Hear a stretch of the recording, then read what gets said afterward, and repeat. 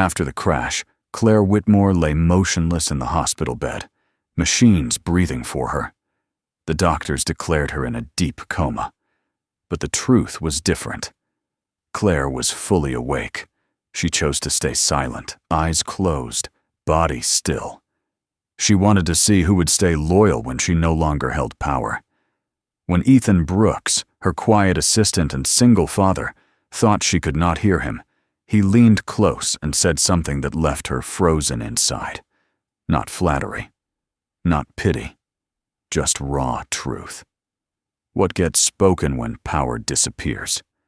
Clare Whitmore built her empire on control. Every decision in the boardroom carried her signature. Every contract bore her final word.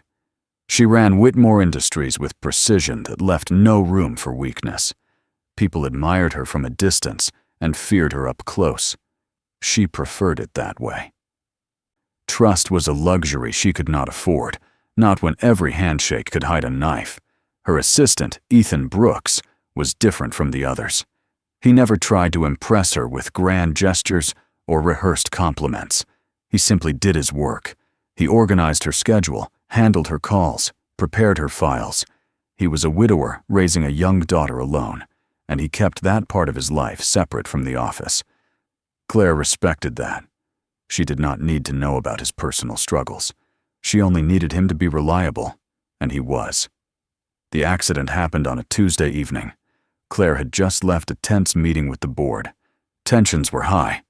Some members questioned her latest acquisition strategy. She defended her position with the same cold logic she always used, but she could feel the resistance building. On her way home, her car collided with a truck that ran a red light. The impact was brutal. Metal twisted, glass shattered. Sirens wailed in the distance. When she woke in the private hospital room, her body felt heavy. Tubes ran into her arms. A ventilator covered her mouth. The ceiling lights above her were too bright. She heard voices outside the door, muffled and distant. A doctor was speaking to someone about her condition. The words came through in fragments. Severe trauma, unresponsive, deep coma. She tried to move her fingers, but nothing happened. Her body would not obey. Then clarity hit her like cold water. She was not paralyzed. She was simply too weak to move yet. But her mind was sharp. She could hear everything. She could think. She could understand. The doctor believed she was unconscious, and so would everyone else. In that moment, Clare made a decision. She would not correct them.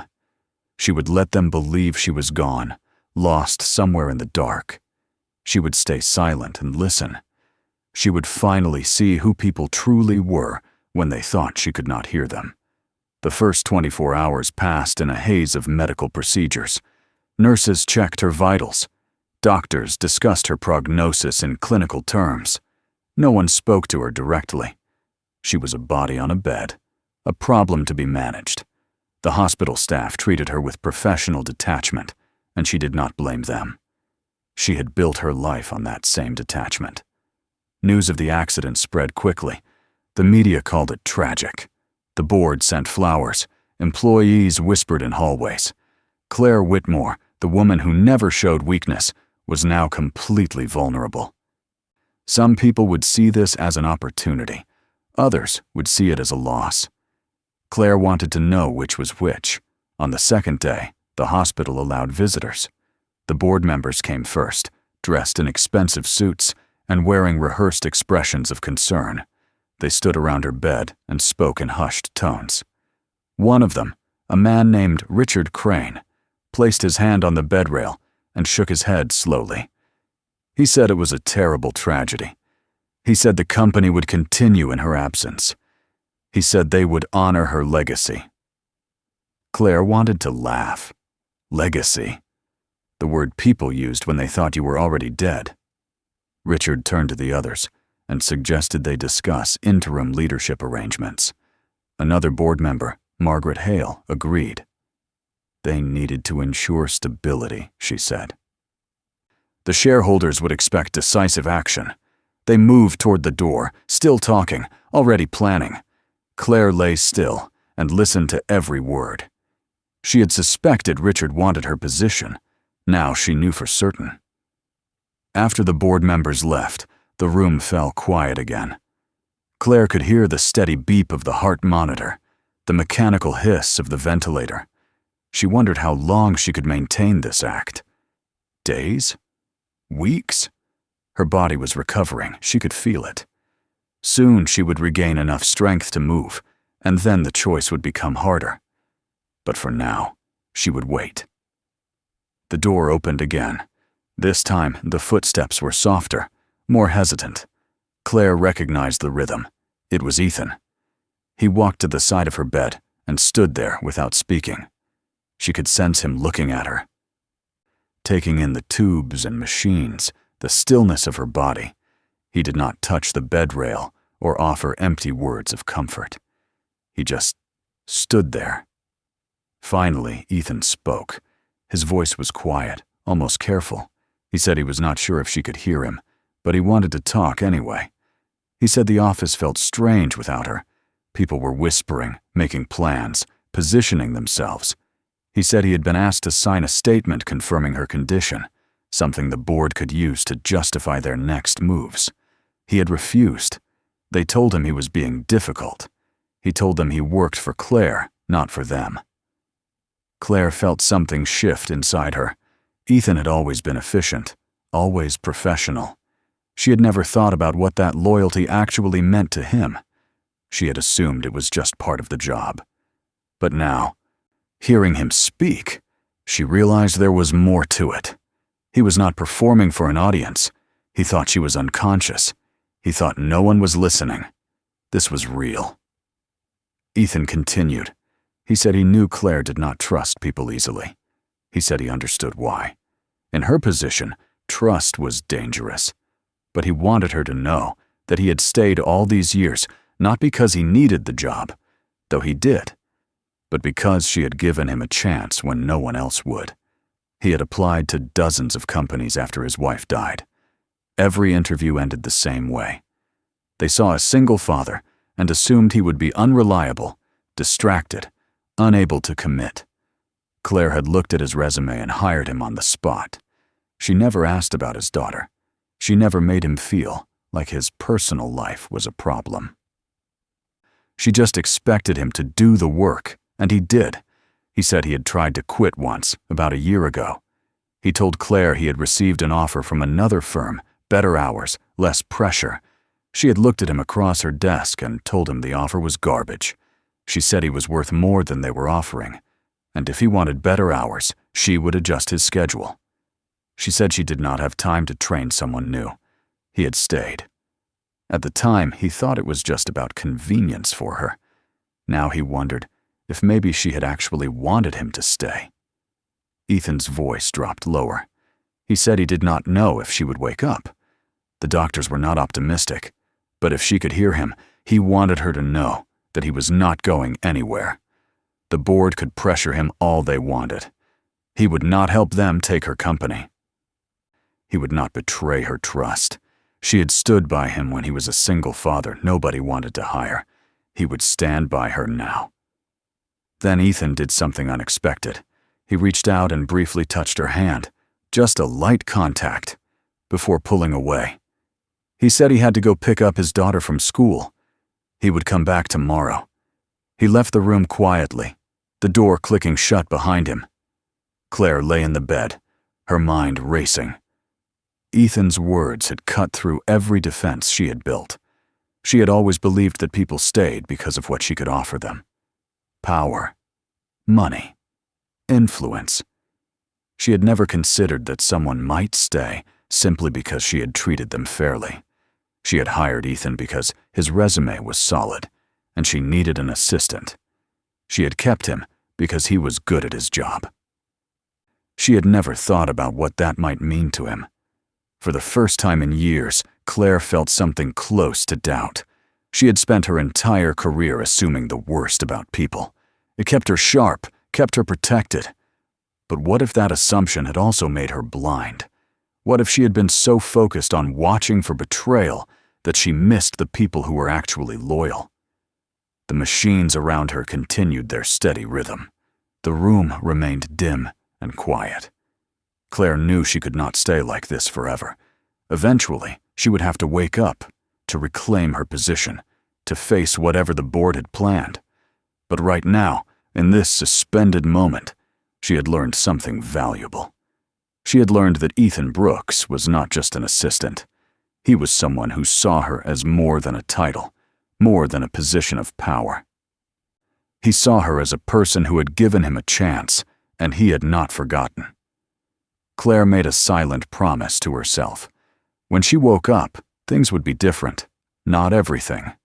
She would still run her company with the same precision and control. But she would pay closer attention to the people who had earned her trust. She would stop assuming that loyalty always came with a price, and she would make sure that Ethan Brooks knew his loyalty had not gone unnoticed. But first, she had to wait. She had to see what else would be revealed while everyone thought she was gone. She had opened a door by choosing to stay silent, and she could not close it yet. There were more truths to uncover, more masks to see removed. The board was already making moves. Ethan had warned her.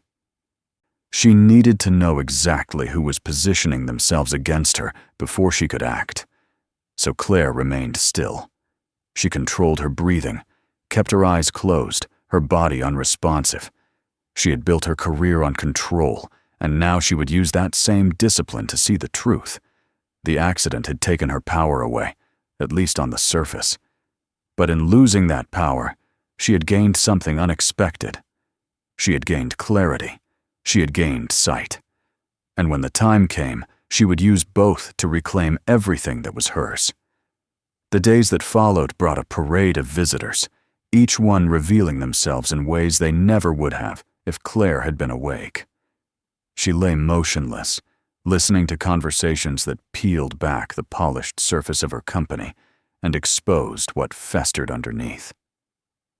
The board met 3 times in the first week, and each meeting confirmed what she had suspected. They were not waiting for her to recover.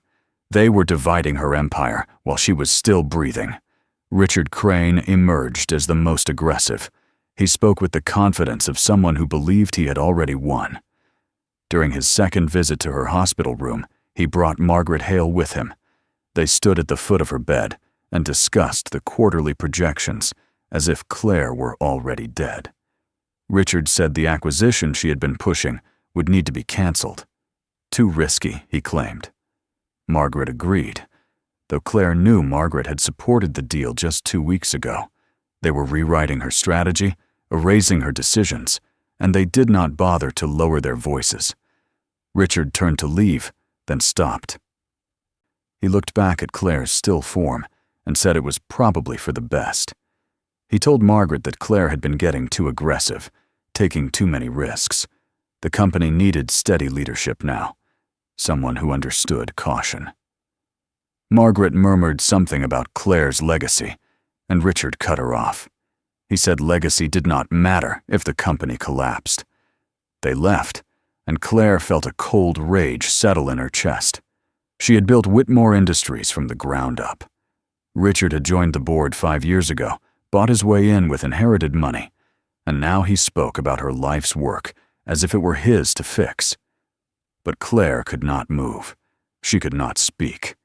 She could only lie there and absorb the truth. She had created a structure where power bred ambition, and ambition bred betrayal. She had thought that was simply the cost of success. Now she was paying that cost in full.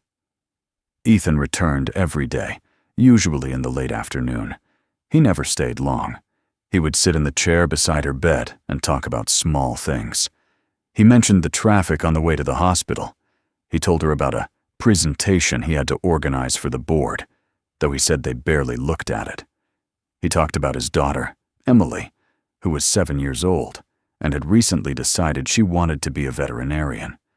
Claire had never heard him talk about Emily before. In the office, he had kept that part of his life private, and Claire had never asked. Now, listening to him describe the way Emily tried to rescue every stray animal she found, Claire realized how little she knew about the man who had worked beside her for years. One afternoon, Ethan came in looking tired. He sat down heavily in the chair and rubbed his face with both hands. He said the board was putting pressure on him. They wanted him to provide documentation about Claire's recent decisions, emails and files that could support their claims that she had been taking excessive risks. They told him it was for the company's protection. Ethan had refused, and now they were threatening his position. He said he knew they could fire him. He said he knew fighting them was probably foolish, but he could not help them tear down what Claire had built. He leaned forward, elbows on his knees, and stared at the floor. His voice went quieter. He said he had been thinking about the day Claire hired him. He had walked into her office expecting another polite rejection. Another version of the same conversation he had been having for months. Instead, Claire had looked at his resume for maybe 2 minutes, asked him 3 questions, and told him the job was his. He asked her if she wanted to know about his situation, about being a single father. She had looked at him and said his personal life was his business. All she cared about was whether he could do the work. He told her he could. She told him to start Monday. Ethan said that moment had changed everything for him. After his wife died, he had felt invisible. People looked at him and saw a complication, a risk, someone who would need accommodations and understanding. Claire had looked at him and seen someone capable. She did not offer him sympathy. She offered him a job. She expected him to succeed. And that expectation had been more valuable than any kind words could have been. He straightened up in the chair and looked at Claire's face, at her closed eyes and the tube in her mouth. He said he did not know if she could hear him, but he hoped she could. He said he wanted her to know that he had not forgotten what she did for him.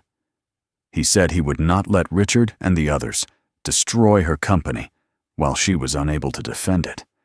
He said he would find a way to stop them, even if it cost him everything. Then Ethan stood, walked to the door, and left. Claire felt something crack inside her. She had spent her entire life building walls between herself and other people. She had believed that distance was necessary, that emotional connections were weaknesses waiting to be exploited. But Ethan was proving her wrong. His loyalty was not a calculation. It was not a strategy. It was simply who he was. She had given him a chance, and he had turned that chance into something solid and lasting. She had not tried to earn his loyalty. She had not even known it existed. But it was there, and it was real. The following day, the board held an emergency meeting. Claire knew because a nurse mentioned it to a colleague outside her room. The meeting was happening at the hospital, in one of the private conference rooms on the administrative floor. Richard had insisted on it, claiming they needed to be close in case Claire's condition changed. Claire understood the real reason. He wanted to create a sense of crisis, a narrative that required immediate action. He was building a case for removing her, and he was doing it right above her head. That evening, Ethan came to see her again. He looked worse than before. His shirt was wrinkled, his tie loose. He sat down and told Claire what had happened. The board had spent 4 hours discussing her future and the company's future, as if the two were separate things. Richard had presented a proposal to temporarily remove Claire from her position as CEO, citing her incapacitation and the need for stable leadership. Margaret had seconded the motion. Others had voiced concerns, but no one had outright opposed it. The vote was scheduled for the following week. Ethan said Richard had pulled him aside after the meeting. Richard told him this was his chance to prove where his loyalties really were. If Ethan wanted to keep his job, he needed to sign a statement. The statement would confirm that Claire had been erratic in the weeks before the accident, that she had been making poor decisions, that her judgment had been compromised. Richard said it was just a formality, something to help the board justify their actions to the shareholders. He said Ethan would be rewarded for his cooperation. Ethan looked at Claire, his expression hard. He said he told Richard to go to hell. Not in those exact words, but the meaning was clear. Richard had smiled, a cold expression that did not reach his eyes. He told Ethan he was making a mistake. He said loyalty to a woman in a coma was admirable, but stupid. He said Ethan should think about his daughter, about what would happen if he lost his job and could not find another one. Then Richard walked away, leaving Ethan standing alone in the hallway. Ethan's voice shook slightly as he recounted this. He said he was scared. He said he did not know how to fight people like Richard, people who had money and connections and no moral boundaries. He said he was just an assistant, a single father trying to keep his head above water. But he also said he could not sign that statement. He could not betray Claire, not after everything she had done for him. He would rather lose his job than lose his integrity. Claire wanted to scream. She wanted to sit up, to tear the tubes from her body, to march into that boardroom and destroy Richard Crane. But she could not move. She could only lie there and listen to Ethan tear himself apart, trying to protect her. She had never asked for his loyalty. She had never earned it, not really. But he was giving it anyway, and it was costing him everything. Ethan stayed longer that night. He talked about Emily, about how she asked him every day when he would be home for dinner. He said he had been working late too often, trying to manage Claire's affairs and keep the board at bay. He said Emily did not understand why he was so distracted. He said he did not know how to explain it to a 7-year-old. How do you tell a child that sometimes you have to fight for something even when you know you will probably lose? He stood to leave, then turned back. He said he had one more thing to tell Claire. He said he knew she had always been guarded, always careful about who she trusted. He said he understood that. The world had probably given her 1,000 reasons not to trust anyone. But he wanted her to know that she had at least one person who would never betray her. He said he would stand by her, no matter what happened, because that was what you did for someone who saw you as more than your worst moment. After Ethan left, the room felt emptier than usual. Claire replayed his words in her mind. She thought about the person she had been before the accident, the woman who measured every relationship in terms of utility and risk. That woman would have seen Ethan's loyalty as a tool, something to be used and managed. But Claire was no longer that woman, at least not entirely. Lying in this bed, stripped of her power and her control, she had been forced to see things differently. She had been forced to see Ethan differently. The next morning brought another visitor. A man named David Wells, one of the junior board members, came to her room alone. He stood near the door, not approaching the bed. He spoke quietly, almost to himself. He said he was sorry. He said he knew what Richard was planning, and he did not agree with it. But he also said he could not stop it. Richard had the votes. Richard had the influence. David said he was just one voice, and one voice was not enough to change anything. David left quickly, as if staying too long might implicate him in something. Claire understood. He wanted to ease his conscience without actually taking a risk. He wanted to feel like he had done something without doing anything at all. She had seen this type of cowardice before.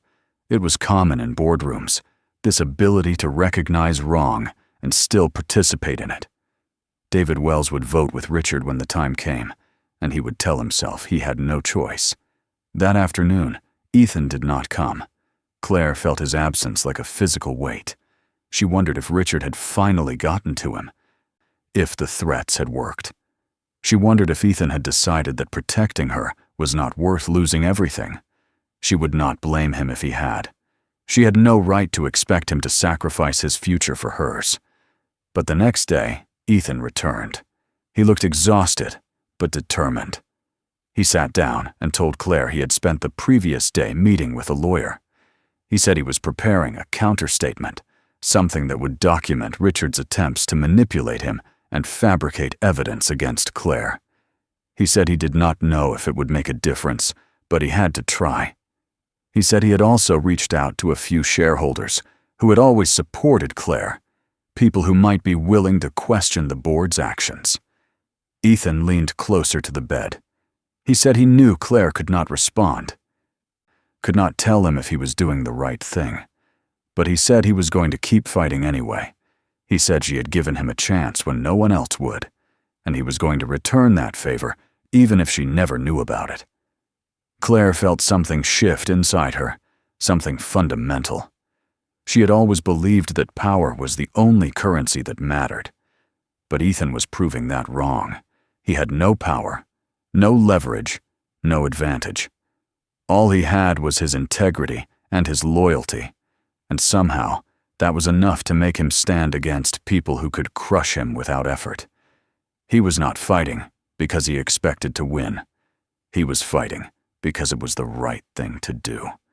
For the first time since the accident, Claire felt something close to hope. Not hope that she would recover, though she knew her body was getting stronger each day, but hope that maybe she had not been as alone as she thought. Hope that maybe there were people in the world who saw her as more than a position or a title.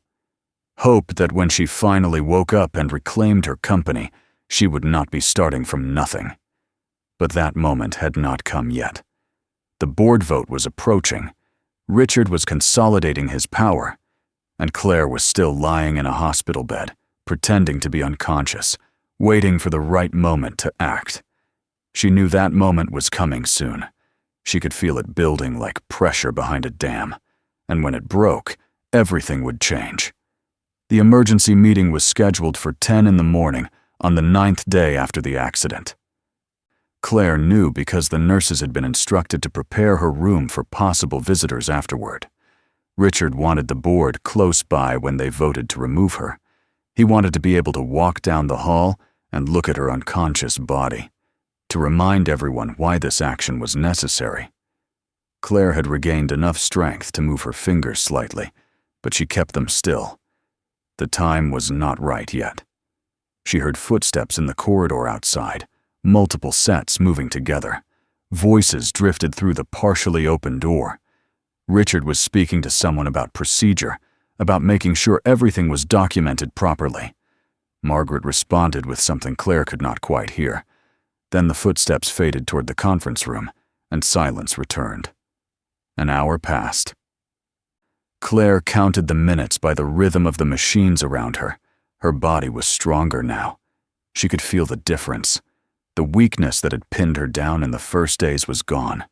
She could move if she wanted to. She could open her eyes. She could pull the ventilator tube from her throat. But she waited. Control was everything, and timing was control. The door opened. A nurse came in to check her vitals, adjusted something on one of the machines, and left. More time passed. Claire focused on breathing steadily, on keeping her heartbeat even. She had learned to control these things over the past days, to prevent any sign that might give her away. The machines reported exactly what she wanted them to report. She was still in a coma. She was still unreachable. Then she heard rapid footsteps approaching. The door swung open hard enough to hit the wall. It was Ethan. His breathing was quick, uneven. He crossed the room to her bedside and stopped. Claire could sense the tension radiating from him. Something had happened. Something urgent. Ethan spoke quickly, his words tumbling over each other. He said Richard had moved the vote up. They were voting now, right now, in the conference room upstairs. Richard claimed they had waited long enough, that the company could not afford any more delays. He had convinced enough board members that this was the responsible thing to do. Ethan said he had tried to stall them, tried to argue for more time, but Richard had shut him down. Then Richard had demanded that Ethan come to the meeting to provide his official statement about Claire's condition. Ethan said Richard wanted him to confirm that Claire showed no signs of recovery, that the doctors had indicated she might never wake up. Richard had prepared a document. All Ethan had to do was sign it. If he signed, he could keep his job. If he refused, Richard would have him removed from the building immediately. Ethan's voice cracked slightly. He said he had walked out of the meeting instead of answering. He had come here to Claire's room, because he did not know what else to do. He leaned against the bed rail. He said he was sorry. He said he had tried to protect her, tried to buy her time, but he had failed. Richard had outmaneuvered him at every turn. The vote would happen within the hour, and there was nothing Ethan could do to stop it. He said he knew Claire could not hear him, but he needed to say it anyway. He needed her to know that he had tried. Claire made her decision. She had heard enough. She had seen enough. Richard and the others had revealed themselves completely. They were not waiting for her to die. They were erasing her while she still breathed. And Ethan, the one person who had remained loyal, was being torn apart trying to defend her. It was time to end this. Claire opened her eyes. The sudden movement was small, but unmistakable. Ethan jerked back, his expression shifting from despair to shock. Claire blinked slowly, adjusting to the light. She could see him clearly now, could see the exhaustion carved into his face, the fear and confusion in his eyes. She tried to speak, but the ventilator tube blocked her throat. She reached up with one hand, slowly, deliberately, and wrapped her fingers around the tube. Ethan realized what she was doing. He moved quickly, hitting the call button for the nurse, then turning back to Claire. He told her to wait, to let the medical staff handle it. But Claire did not wait. She had been waiting for 9 days. She pulled the tube from her throat in one smooth motion. The sensation was brutal, painful, but she did not stop. She dropped the tube onto the bed and drew in a deep breath of unassisted air. Her voice came out rough and low, barely more than a whisper. She said Ethan's name. He stared at her, unable to process what was happening. She said it again, stronger this time. She told him she heard everything. She told him she knew what Richard was doing. She told him she was awake, and she was not going to let them take her company. The door burst open. 2 nurses rushed in, followed by a doctor. They saw Claire sitting up, the ventilator tube discarded, and froze for a fraction of a second, before training took over. The doctor moved to her side, checking her pupils, her pulse. He asked her questions. Could she hear him? Did she know where she was? What was her name? Claire answered each question clearly and directly. She told him she had been conscious for days. She told him she had chosen to remain silent. The doctor looked stunned, but he continued his examination. One of the nurses left the room quickly, presumably to inform someone in administration. Claire knew word would spread fast. She looked at Ethan, who was still standing by the bed, his expression somewhere between relief and disbelief. She told him to go upstairs. She told him to tell Richard and the board that she was awake and she was coming to the meeting. Ethan hesitated, then nodded and left the room at a near run. The doctor wanted Claire to stay in bed, to undergo more tests before she moved. Claire told him she appreciated his concern, but she had a meeting to attend. He tried to argue. She cut him off. She said she had been lying in this bed for over a week, listening to people try to dismantle her life's work. She said she was done listening. She was going to that conference room, and he could either help her get ready or get out of her way. The doctor stepped back. He told the remaining nurse to bring a wheelchair. Claire said she would walk. The nurse started to protest, but Claire was already swinging her legs over the side of the bed. Her body was weak, her muscles protesting after days of stillness, but she forced herself to stand. She steadied herself against the bed rail, then took a step. Her legs held. She took another step. The doctor stayed close, ready to catch her if she fell, but Claire did not fall. She made it to the doorway and looked back at the room that had been her prison and her vantage point for 9 days. Then she walked into the corridor. The nurses at the station looked up and saw her. One of them gasped. Claire ignored them and moved toward the elevator. The doctor followed, still trying to convince her to return to bed. Claire pressed the button for the administrative floor and waited. When the elevator doors opened, she stepped inside. The ride up was short. Claire used the time to prepare herself. She knew what she was walking into. Richard would have already started the vote. He would be confident, certain of his victory. The board members would be ready to sign whatever documents he put in front of them. And then she would walk through that door, and everything would change. The elevator stopped. The doors opened. Claire stepped out into a quiet hallway. She could hear voices coming from the conference room at the end of the corridor. She walked toward them, each step more steady than the last. The doctor had stopped following her. She was alone now, and that felt appropriate. She had started this company alone. She would reclaim it the same way. She reached the conference room door. Through the glass panel, she could see the board seated around the long table. Richard stood at the head, holding a stack of papers. Margaret sat to his right, her expression neutral. The others were scattered along both sides. Ethan stood near the door, his back to the glass.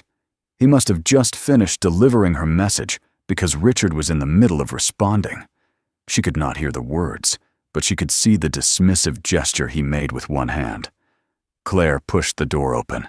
The room went silent. Every head turned toward her. Richard's expression went through several rapid changes, from irritation at the interruption to recognition to something that looked almost like fear. Margaret's eyes widened. The other board members simply stared. Ethan turned and saw her, and the relief on his face was so clear it was almost painful to witness. Claire walked into the room. Her hospital gown was hardly appropriate for a board meeting, but she did not care. She moved to the opposite end of the table from Richard and placed both hands on the surface. She looked at each board member in turn, letting them see that she was fully aware, fully present, fully in control. She spoke clearly, her voice carrying despite its roughness. She said she had been awake for 9 days. She said she had heard every conversation, every scheme, every betrayal. She said she knew exactly who had stood by her and who had tried to take advantage of her condition. She looked directly at Richard. She said she knew about his attempt to fabricate evidence, to pressure Ethan into signing false statements, to manipulate the board into voting against her. Richard tried to recover. He said this was highly irregular. He said Claire was clearly not well, that she should be in bed recovering. He said the board had a duty to make decisions in the company's best interest. Claire cut him off. She said the board's duty was to the company she had built, not to Richard's ambition. She said every conversation he had in her hospital room had been witnessed. She said every threat he made to Ethan had been noted. She turned to the other board members. She said she understood that some of them had been misled, that they had believed Richard's narrative about her recklessness and poor judgment. She said she was willing to discuss those concerns directly, now that she was able to respond. But she said any vote taken in her absence, any decision made while she was incapacitated, would be challenged and overturned. She said she was back, and she was not going anywhere. Margaret spoke up. She said they were all relieved to see Claire awake. She said of course the vote should be postponed. David Wells nodded quickly, agreeing. Others murmured similar sentiments. Richard stood alone at his end of the table, his carefully constructed plan falling apart in real time. Claire looked at Ethan. She said she owed him an acknowledgement. She said he had stood by her when no one else would. She said he had refused to be manipulated or intimidated, even when it would have been easier to give in. She said his loyalty and integrity had protected not just her position, but the entire company. She said effective immediately, Ethan would no longer be just her assistant. He would be promoted to chief of staff, with full authority to act on her behalf. Ethan looked stunned. He started to say something, but Claire shook her head. She told him he had earned it. She told him she should have recognized his value years ago, but she was recognizing it now. She turned back to Richard. She said his position on the board was terminated, effective immediately. She said he had violated his fiduciary duty, attempted to manipulate company records, and conspired to remove her through false pretenses. She said he could leave voluntarily or she would have security escort him out. Richard's face went red, but he did not argue. He gathered his papers, shot one last look of fury at Claire, and left the room. The remaining board members sat in silence. Claire told them she would schedule a proper meeting for the following week, once she was fully recovered. She told them she expected honest discussion about the company's direction, about the decisions she had made, about any legitimate concerns they had. But she said that discussion would happen openly, with her present and able to respond. She said the time for scheming and manipulation was over. She left the conference room with Ethan walking beside her. As soon as they were in the hallway, her legs began to shake. The adrenaline that had carried her through the confrontation was fading, and exhaustion rushed in to replace it.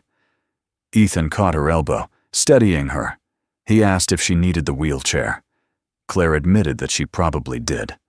They made it back to her room. The doctor was waiting, looking both relieved and annoyed.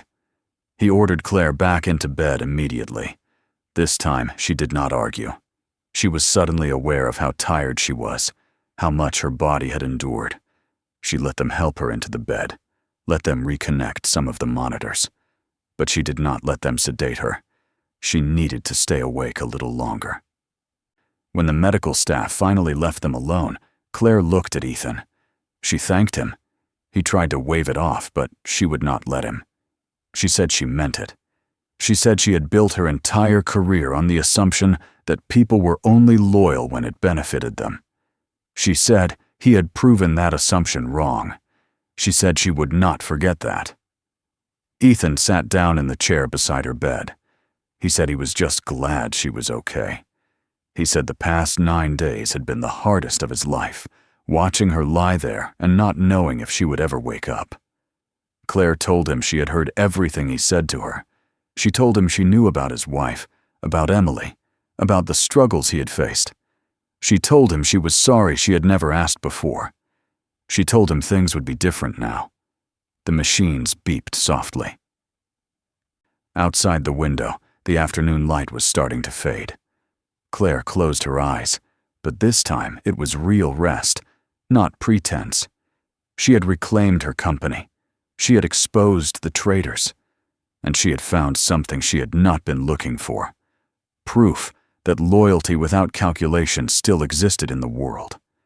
When she woke again, she would start rebuilding. But this time, she would build something stronger, something that valued the people who had earned her trust, starting with Ethan Brooks.